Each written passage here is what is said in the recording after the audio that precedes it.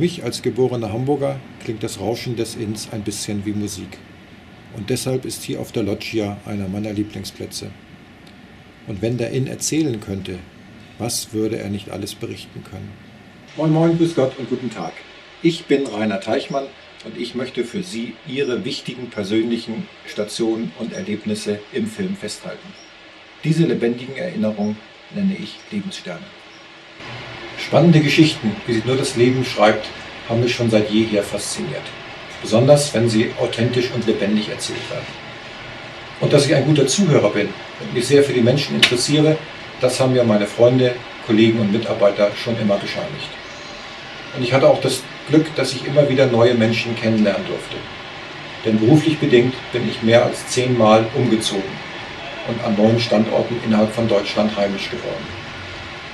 Und meine Frau und die 3 Kinder haben dann immer wieder dafür gesorgt, dass ein neuer Freundeskreis zustande kam. Aus den vielen Gesprächen mit meinen Freunden entstand dann die Idee, solche Lebensgeschichten filmisch zu dokumentieren.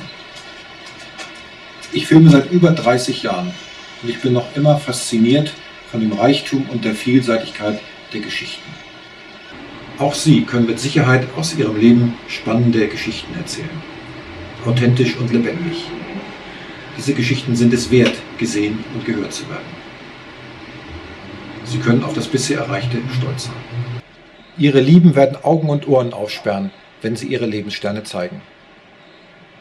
Kinder, Eltern, Verwandte, Weggefährten, Freunde, Sie alle werden erkennen, wie viel Spaß Sie als Hauptdarsteller Ihres eigenen Filmes hatten. Und wer den Film sehen darf, das bestimmt ausschließlich Sie.